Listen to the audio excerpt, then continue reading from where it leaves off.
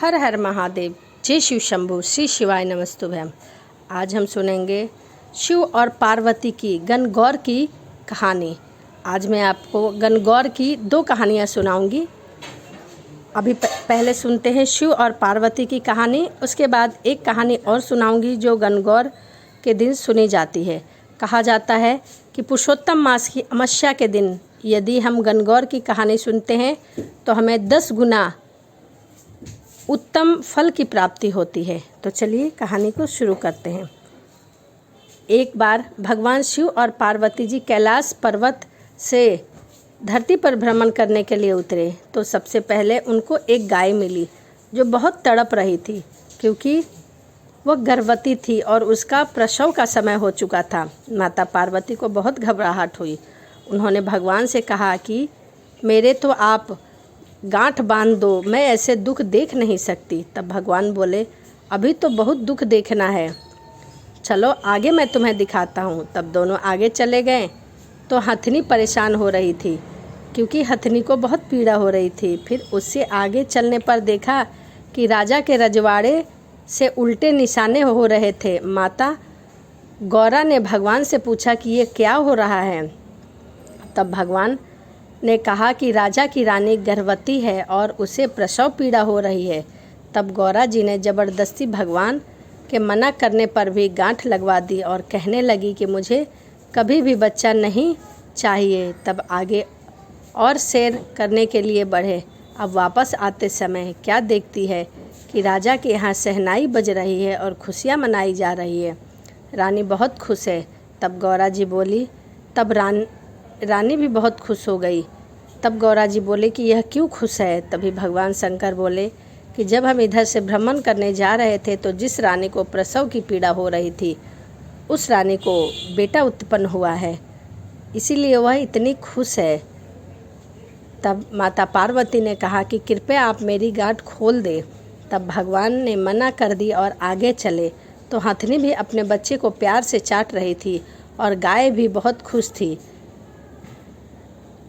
क्योंकि माता पार्वती को गाय भी नजर आई। तब गौरा ने भगवान से बहुत जिद की, फिर भी घूमते घूमते कैलाश पर्वत पहुँचे। कुछ दिन बाद गणगौर का दिन आया। औरत माता गौरा की पूजा करने और अपने सुहाग को अमर रखने के लिए आई। तब उन्होंने सारा सुहाग पहले पहुँचने वाली औरतों को बांट दिया। तब भगवान बोले कि तुम्हारी पुजारिन ब्राह्मणी और बनिया तो धीरे धीरे सज धज कर आएंगी और तुमने सारा सुहाग पहले ही बांट दिया। तब उनके आने पर गौरा जी ने नैनों में से सुरमा निकाला, मांग से सिंदूर निकाला, टीके से रोली निकाली, चिटली, अंगूठी और अमर सुहाग होने की छींटे दिए और अमर सुहाग को बांट दिया। तभी माता गौरा ने सभी सुहागिन औरतों को अमर सुहाग बांट दिया। उसी दिन से गणगौर की पूजा मनाई जाती है और कहानी सुनी जाती है। हे भगवान, माता गौरा की कहानी कहने वाले, सुनने वाले, हुंकार भरने वाले और सभी गणगौर माता सभी पर अमर सुहाग की कृपा बनाए रखे। चलिए अब मैं कहानी नंबर 2 सुनाती हूँ गणगौर की। यह गणगौर की कथा एक राजा की है, तो चलिए सुनते हैं। एक बार राजा ने जौ और चने बोए। माली ने अपने घर में दूब बोई। राजा जी के जौ और चने बढ़ने लगे और माली की दूब घटती गई। एक दिन माली ने सोचा कि क्या बात है, राजा के जौ और चने दुगना बढ़ रहे हैं और मेरी दूब प्रतिदिन घटती जा रही है, वह जरा सी भी नहीं बढ़ रही।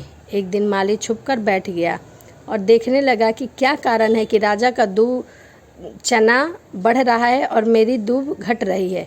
तब माली ने देखा कि कुंवारी लड़की आई और दूब तोड़ कर ले गई। तब माली उनके कपड़े छीनने लगा और पूछने लगा कि तुम दूब तोड़कर क्यों ले जा रही हो, इसी वजह से मेरा दूब नहीं बढ़ रहा है। लड़कियां बोली, हम 16 दिन गणगौर पूजा करते हैं, इसीलिए पूजा के लिए दूब ले जा रहे हैं, सो हमारे कपड़े दे दो। 16 दिन बाद गणगौर विदा होगी, जिस दिन हम तुम्हें लपसी और हलवा, घेवर, मिठाई आदि लाकर अवश्य खिलाएंगे। फिर उसके मन में सबसे कपड़े वापस कर दिए। जब उन्होंने सभी के कपड़े वापस कर दिए तब 16 दिन पूरे हुए। तब लड़की ने लापसी, हलवा आदि सामग्री लाकर बाहर माली को दिए। माली का बेटा आया और बोला, माँ मुझे भी भूख लगी है। मालन बोली कि बेटा आज तो लड़कियाँ बहुत सारा खाना देकर गई है, रसोई में रखा है, तुम्हारी जो इच्छा हो उसे खा लो। बेटे ने रसोई खोली परंतु रसोई नहीं खुली। तब माँ ने आकर चिटकिनी अंगुली से छिटा दी और रसोई खुल गई। अंदर देखा तो ईश्वर गणगौर बैठे थे। ईश्वर जी के बहुत सुंदर वस्त्र पहने हुए थे और गौरा माता मांग में सिंदूर भरकर रसोई में अन्य धन के भंडार भर रही थी। माली मालन और उनके बेटे ने ईश्वर गणगौर जी की सुंदर दर्शन हुए और गणगौर माता जिस प्रकार माली के परिवार को दर्शन दिया उसी प्रकार सबको दर्शन देना। जैसा जिसका भाव है, गौरा जैसा सुहाग सबको देना। गणगौर की कहानी कहना, सुनना और अपने परिवार को अवश्य सुनाना तथा गणगौर की पूजा अवश्य करना। तो यह गणगौर की 2 कहानियाँ थी जो मैंने आपके साथ शेयर की हैं। तो चलिए इसी के साथ वीडियो को समाप्त करते हैं और मिलते हैं अगली वीडियो में। हर हर महादेव, जय शिव शंभू।